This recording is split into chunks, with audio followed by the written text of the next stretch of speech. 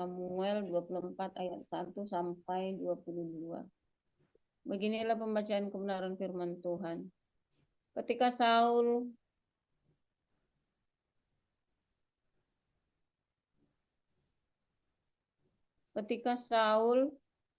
pulang sesudah memburu orang Filistin, itu diberitahukanlah kepadanya demikian.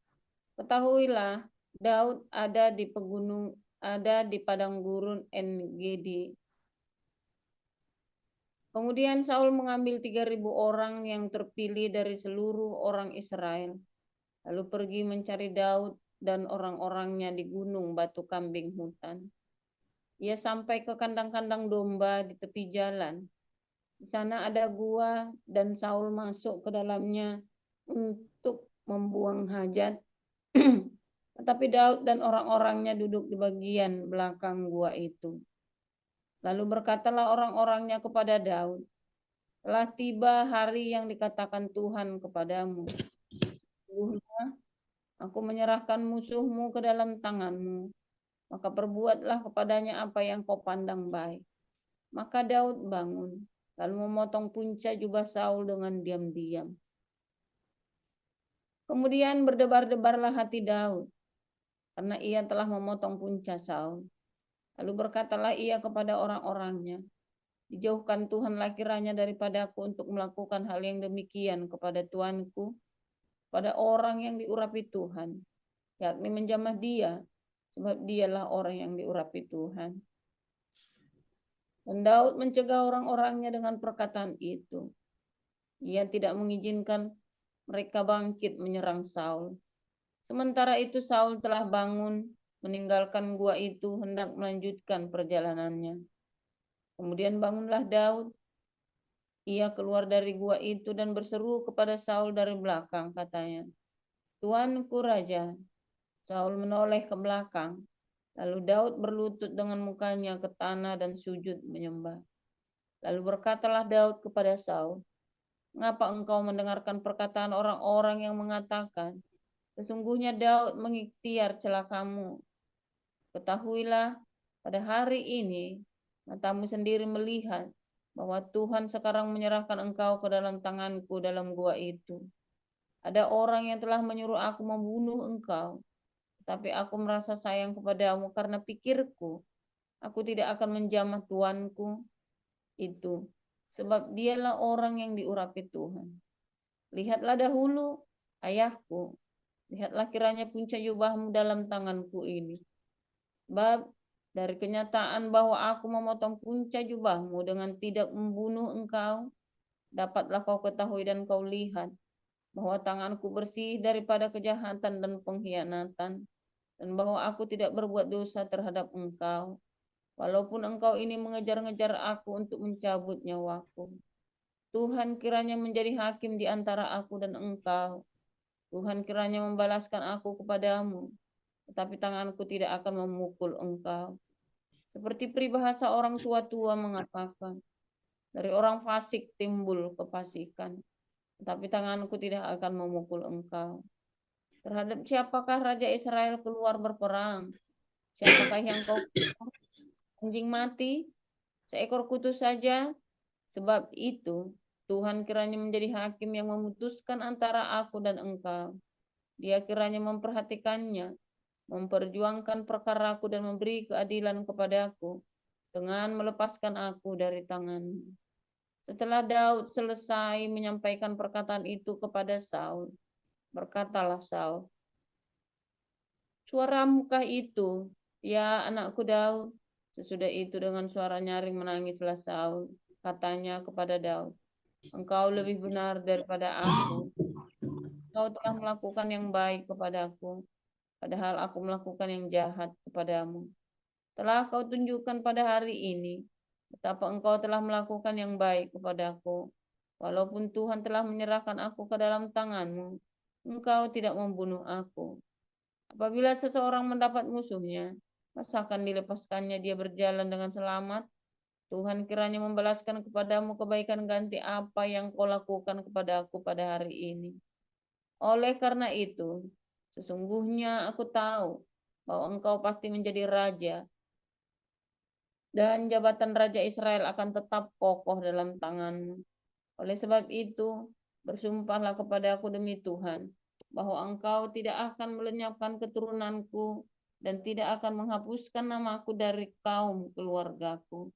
Lalu bersumpahlah Daud kepada Saul. Kemudian pulanglah Saul ke rumahnya, sedang Daud dan orang-orangnya pergi ke gubu gunung. Demikian. Kisah Rasul 12 ayat 1 sampai 25.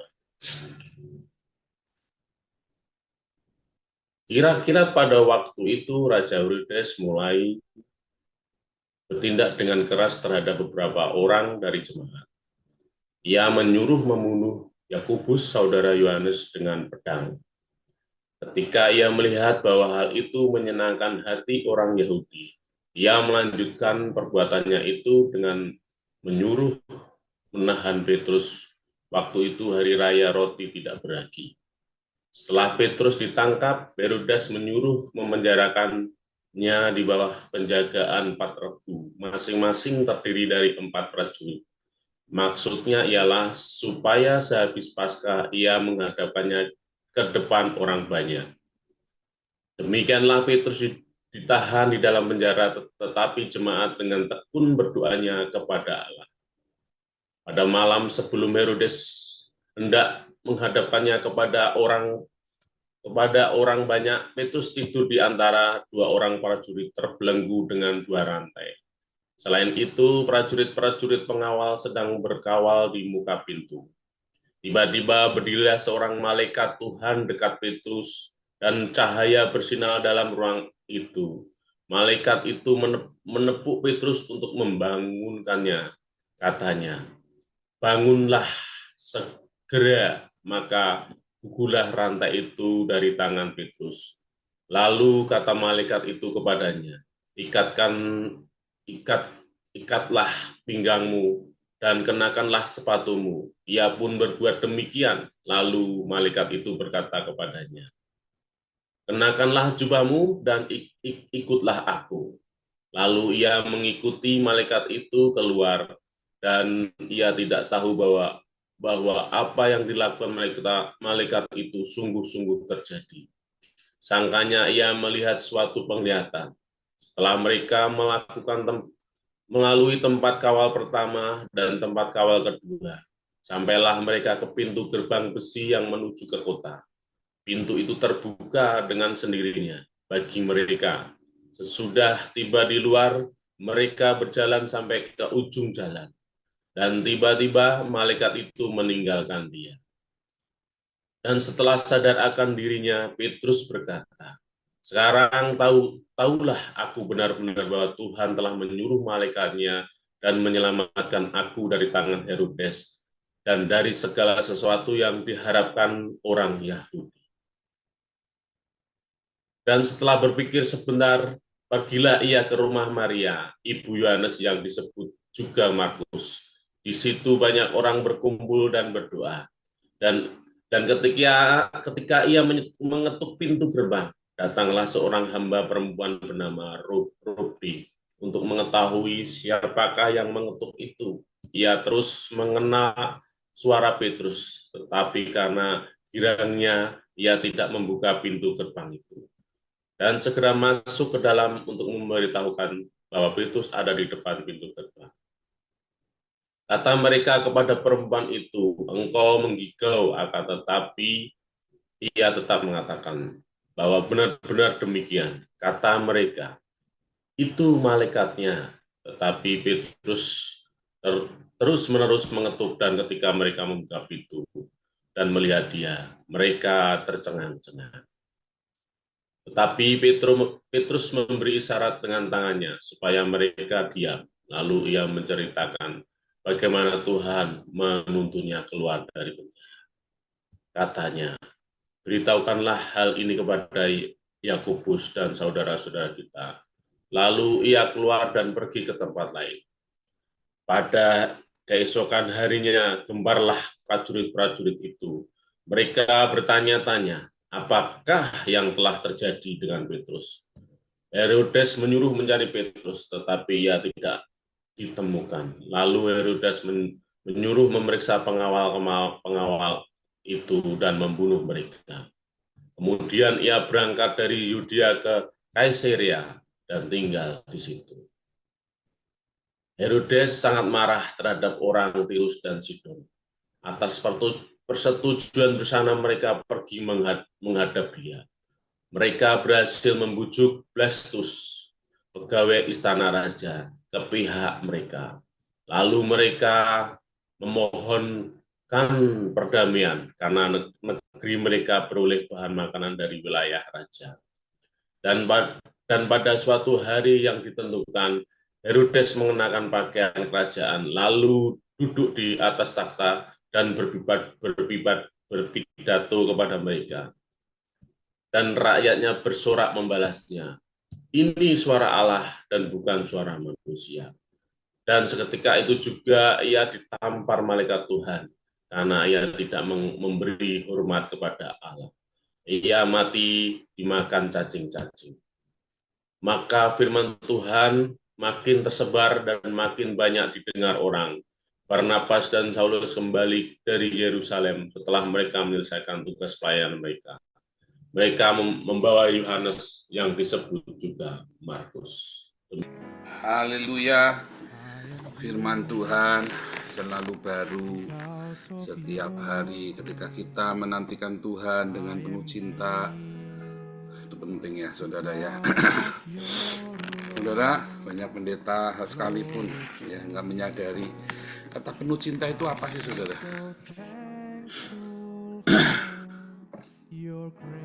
Banyak pendeta nggak menyadarinya saudara, kata penuh cinta ini. Lalu ada orang yang keras seperti yang dianggap seperti kayak saya ini dianggap tidak ada kasih. Ya saudara ya, jadi bingung ya sekarang ini ya.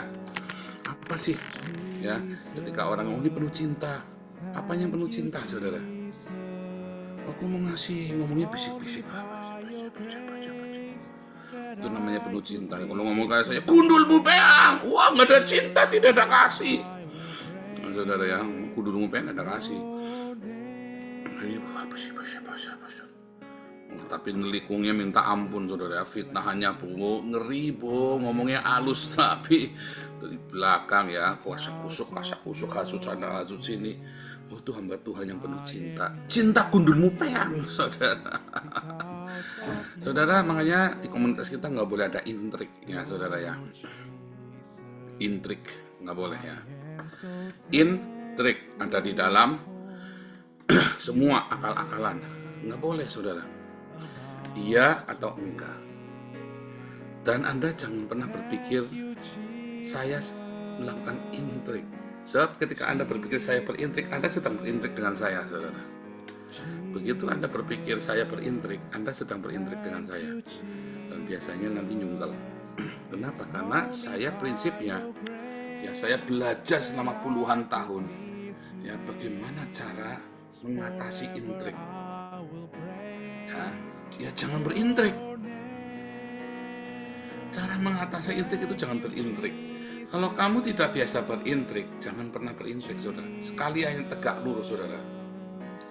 Ya, kalau ini ada tiang baja yang tegak lurus saudara. Kamu mau belit kayak apa? Ini tegak lurus, tidak bisa saudara. Kamu mau belit kayak apa? Tidak bisa. Kalau kamu orang yang punya seperti tali sifat, kamu punya dikayo sunai, kamu punya zadek yang kamu tuh lempeng, orang boleh berintrik dengan kamu nggak akan bisa saudara. Orang boleh aja berintrik. Orang bilang saya naif. Mereka belum tahu ya, begitu kenal sama saya, mereka pikir saya lurus ya. Lurus ini naif saudara. Banyak orang berpikir kalau lurus itu naif. Enggak saudara. Banyak orang lurus tapi naif ya. Tapi kalau kamu penuh dengan cinta yang melimpah ya, kamu lurus dan kamu bisa tiba-tiba diberi hikmat ya, itulah yang saya dapatkan. Bagaimana cara menghadapi orang berintrik. Jangan berintrik, jangan ikut, lurus aja saudara, lempeng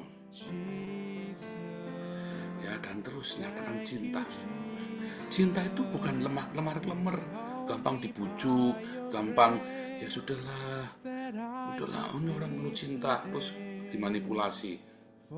Ya, kalau orang yang penuh cinta, kamu datang dengan hati yang tulus, kamu akan mendapatkan banyak sekali cinta melimpah.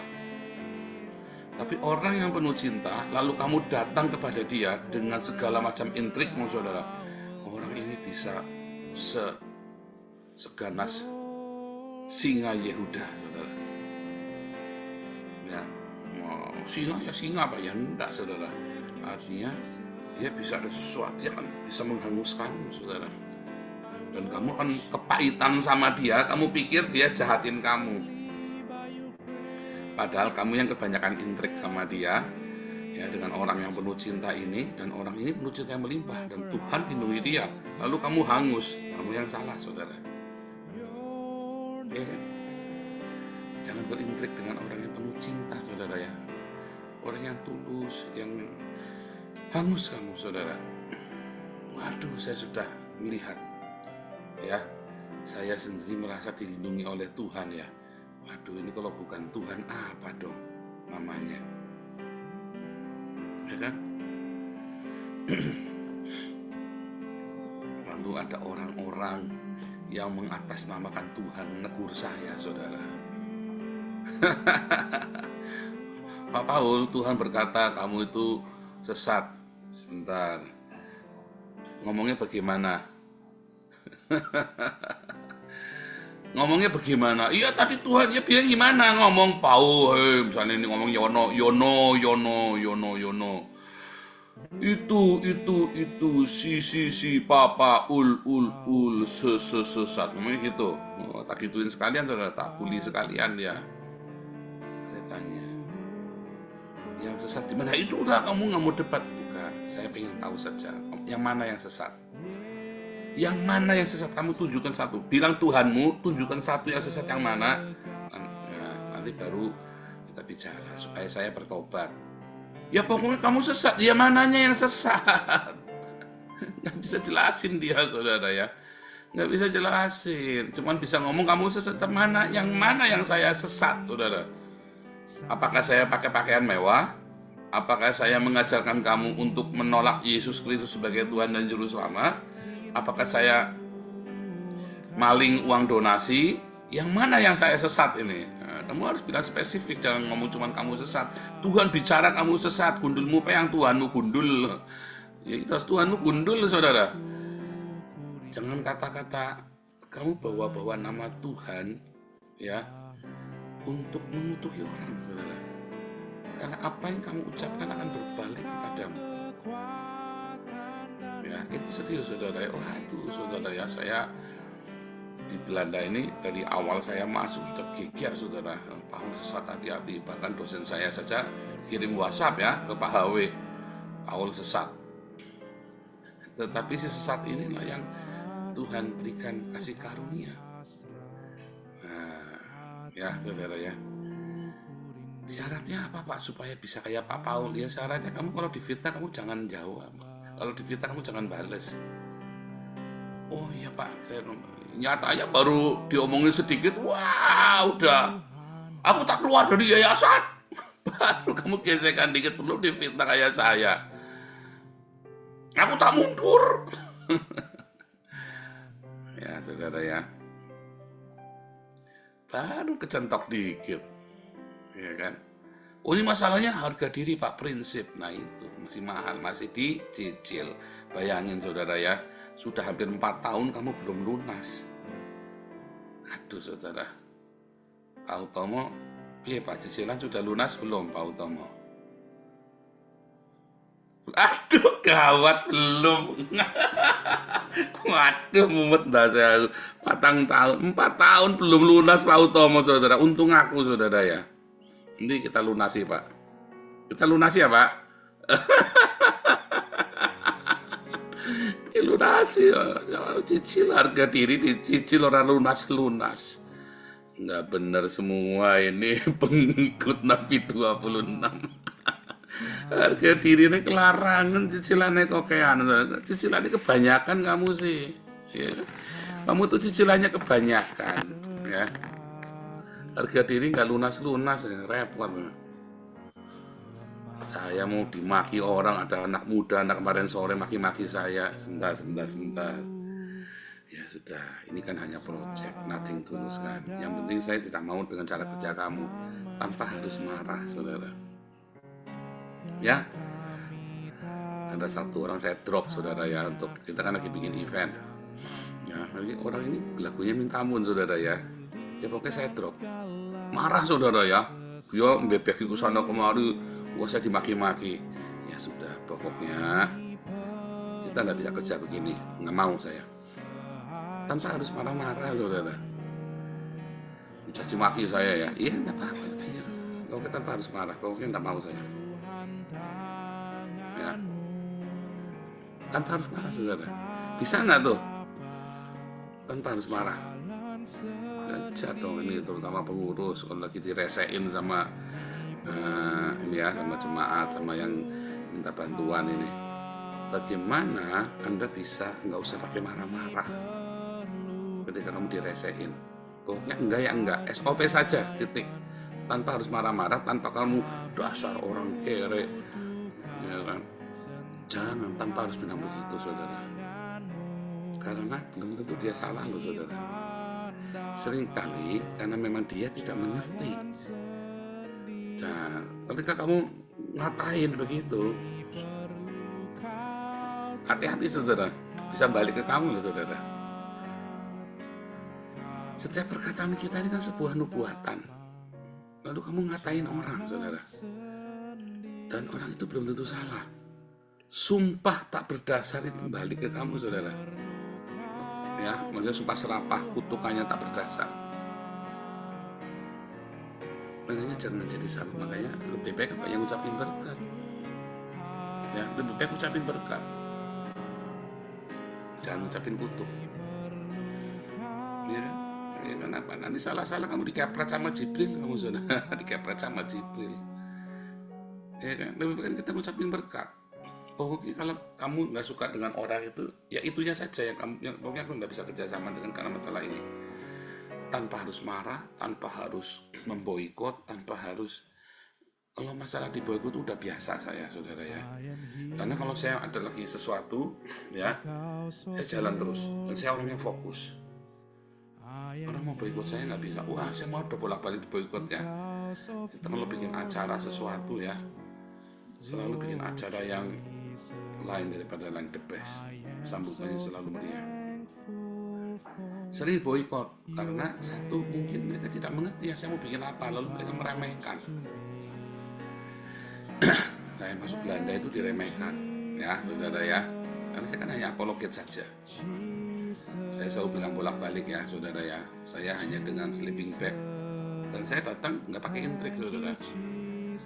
Ya, saya bilang saya dulu orang berdosa, saya bertobat, saya kembali melayani Tuhan, saya jadi pendeta, menjadi pastor, kembali menggembalakan, dan sekarang saya disuruh Tuhan ke Eropa. Berkatnya ya enggak. Oke, saya mau jalan terus. Saya pernah, saudara, udah janjian mau ke Paris, saudara ya. Jadi itu hari, sebentar ya, itu hari kedua. Jadi hari pertama saya janjian sama Dokter Tan ya. Dokter Tan itu yang pertama kali nampung saya di Belanda. Karena kita udah janjian.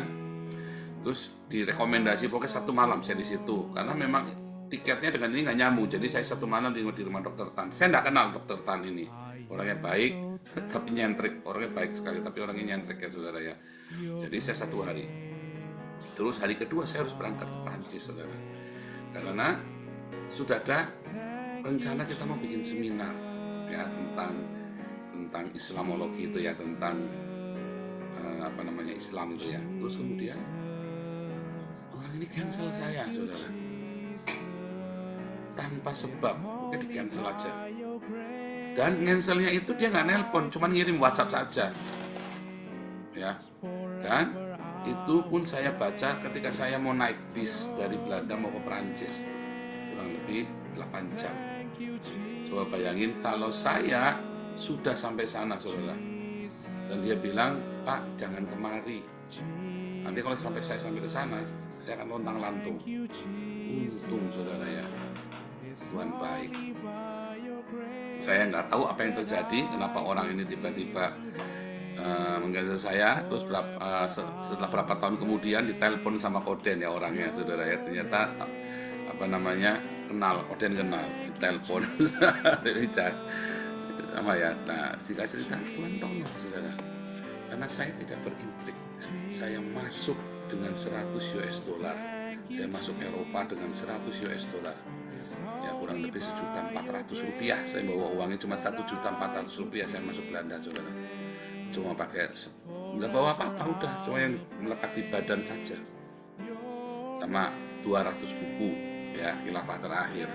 Waktu itu saya ada sisa, tak bawa semua. Terus singkat cerita saudara, hari ini dengan segala macam fitnahan dan orang bilang suara Tuhan lah, Paulus sesat lah, anak iblis lah, ya, hari ini kita punya pelayanan yang cukup besar, 500 juta sebulan donasinya, dan kita kerjakan banyak sekali perkara. Nah, itulah rahasianya saudara. Jangan berintrik ketika orang berintrik sama kamu. Lurus lempeng, tabrak saudara. Lurus lempeng sama Tuhan Yesus. Namanya tali sifat, right ya, di Kayosune, Sadek. Tegak lurus pokoknya sama Tuhan. Tuhan akan tolong kamu. Siapapun yang menghalangi kamu, ya, tidak akan bisa tahan. Wah, kita sudah banyak. Tetapi kamu hati-hati, jangan sampai kamu yang menghalangi orang lain. Jangan dibalik, saudara. Ya, jadi jangan sampai kamu menjadi penghalang berkat bagi orang lain. Makanya saya hati-hati ya, dengan segala sesuatu itu. Kalau saya mau ngeritik, mau menceritakan kejelekan orang kepada orang lain itu, saya kenal sebentar, kamu mau apa tujuannya? Saya tanya, buat ini enggak, orangnya begini. Dan kalau salah pun saya akan langsung klarifikasi, saya tahu, enggak, saya salah dan ngomong, ini begini, kamu ternyata pikirannya beda, enggak begitu. Harus klarifikasi saudara, jangan takut. Jangan kamu jadi penghalang berkat buat orang lain, tapi juga sebaliknya, kamu jangan takut ketika rezekimu dihalangi sama orang lain. Kamu jangan malah ngikutin arus intriknya saudara. Jangan takut. Yang penting kamu hidupnya benar, hidup kudus sama Tuhan, mengasihi Tuhan sungguh-sungguh, kamu lurus lempeng aja pokoknya. Dan jangan kamu goyah ketika ada orang ngatain kamu yang tidak baik, sekalipun di dalam nama Tuhan Yesus. Uji dulu saudara, uji dulu. Waduh, sudah banyak orang mengatasnamakan Tuhan tegur saya saudara ya. Pertanyaan sih simpel, yang mana yang salah? Ya kan, dari YouTube kan Anda pernah lihat juga terang-terangnya berapa banyak tuh di YouTube itu. Yang mana yang salah, tunjukkan dong yang mana. Kalau kamu tidak bisa nunjukkan ya nggak usah. Berarti hanya retorika saja, kamu sendiri nggak tahu salahnya di mana. Nah itu saudara ya. Nah jadi jangan mudah mendengarkan ocehan orang lain, kamu kendor nanti. Ya kan, kita kan orang, kita sudah percaya Tuhan. Ya kemarin hari Sabtu saya bisa tentang iman, tapi sayang ininya kurang ini ya, suaranya saya nggak tahu, ini lagi saya cek bisa dikerasin apa enggak. Saya cerita tentang iman ya dari Kejadian 4. Saya pernah cerita ya, Kain dan Habil itu ya. Kamu ya, begitu kamu tidak punya iman, goyah kamu semua sedih-sedih hidupmu rontok. Kamu harus punya iman yang teguh. Makanya selalu sertai hidupmu dengan diakonia, dengan sedekah. Karena itu kan membuat kamu lembut hatimu saudara. Diakonia dan sedekah, bukan uang ya, tapi ngasih makan. Ngasih makan saudara. Nanti Tuhan bicara kamu dengar. Ngasih makan, tapi jangan ngasih makan buat pamer. Kamu ngasih makan tujuannya supaya kamu tulus hatimu yang tulus itu jadi lembut. Bukan buat pamer. Kalau kamu pamer enggak akan. Kamu sudah dapat upahnya, enggak dapat apa-apa. Kok bisa? Iya bisa begitu ada ya, karena kamu jiwamu itu secara psikologis kamu sudah mendapat upahmu dan kamu merasa bangga. Tetapi ketika kamu memberi sedekahmu itu dengan tulus hati, maka jiwamu ikut prihatin lihat orang-orang ini, lihat orang-orang di jalan di Central Station di Nah gitu ya. Kemarin ya, Peter yang saya baptis itu kan anak orang jalanan itu. Ya, sampai nangis. Saya sampai terharu saudara, yang lihat ini orang udah umur 69 tahun. Sampai saya terharu ya. Dia Habis itu terus ketawa-ketawa terus ya, bahagia nari-nari saudara ya. Luar biasa ya saudara ya. Nah, sentuhan itu tidak akan kamu rasakan kalau kamu pamer. Ketika diakonia saudara, kamu tidak akan rasakan. Tapi ketika kamu diam-diam saja diakonia, bukan kalaupun dia ngasih tahu untuk mengajak, bukan bermaksud untuk pamer. Dari situ sentuhan-sentuhan itu yang akan membuat kamu jadi lembut hatimu dan kamu bisa dengar Tuhan bicara. Jadi bukan Tuhan bicara ngawur. Kamu kepret sama Jibril, kamu nanti saudara asal ngomong Tuhan bicara. Ya, hati-hati saudara ya. Ini orang-orang gereja karismatik ya, nih kemarin kita baru ada nih aktivis kita, Tuhan bicara sama saya begini Pak, begitu lah begini. Sebentar, Tuhan bicara gimana? Tapi orang itu juga kalau Tuhan bicara tepat bicaranya misalnya gimana? Ya, kamu nggak bisa tunjukin kan yang mana kan? Ya kan? Kenapa ya? Karena dia bicara secara universal. Bukan Tuhan bicara, dia bikin suatu nubuatan yang universal, yang orang nggak usah percaya Tuhan saja, bahkan nggak usah orang di dalam Tuhan, orang ateis, bahkan nggak usah lulusan kuliah, bisa dia asal ngeliat aja sebentar, yang ngomong yang universal. Di jalan banyak kejahatan, ada banyak roh jahat di depan rumah itu. Itu anak indigo tuh, oh di depan, kenapa keluar rumah? Soalnya di depan banyak setan, banyak orang jahat. Semua di jalan itu banyak orang jahat. Namanya orang di luar rumah banyak orang jahat. Itu kan universal kan. Kebetulan ada kecopetan. 3 kali. Oh iya bener. Ini rumah di depannya itu dijaga sama roh jahat. Tahayul itu saudara. Iya kan. Akhirnya percaya kan. Indigo itu tidak benar-benar real ya saudara ya. Itu adalah sebuah ilusi. Nah itu tadi ya. Baik lagi ya saudara, nanti kita kapan-kapan bicara tentang indigo. Jadi Anda jangan diombang-ambingkan dengan orang yang berkata dikit-dikit suara Tuhan. Ya. Nah, suatu ketika ada orang bicara ngomong ya, Tuhan bicara sama saya suruh begini begitu. Terus tapi lagi enggak, Tuhan bicara, kamu harus begini. Bingung kan saudara? Waduh, saya harus doakan dulu. Nah, nyaho lu dalam hati saya. Tinggal suara Tuhan yang kamu dengar apa suara Tuhan yang saya dengar. Tapi tak jamin suara yang Tuhan yang saya dengar. Tak jamin, saudara. Yang benar yang punya saya, tak jamin. Kan sudah teruji.